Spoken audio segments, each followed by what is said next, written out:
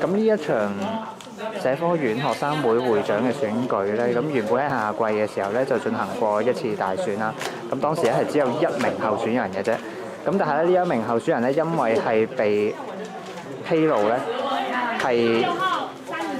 被揭發咧係曾經喺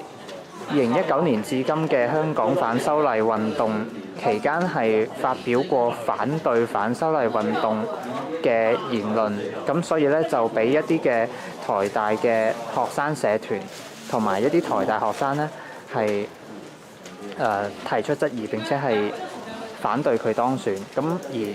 當時嘅唯一候選人咧，最終係因為反對票多於贊成票咧而落選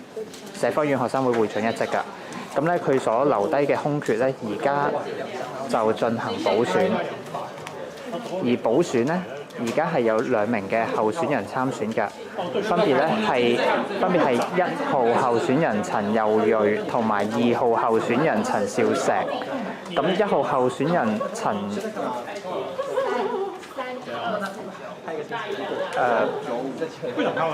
1號候選人郭佑瑞咧，咁佢嘅得票咧係124票。咁而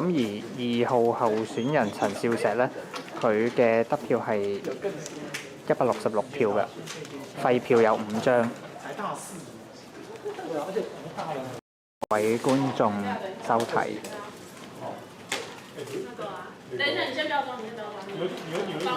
蜂巢電視駐台灣記者胡力維文喺國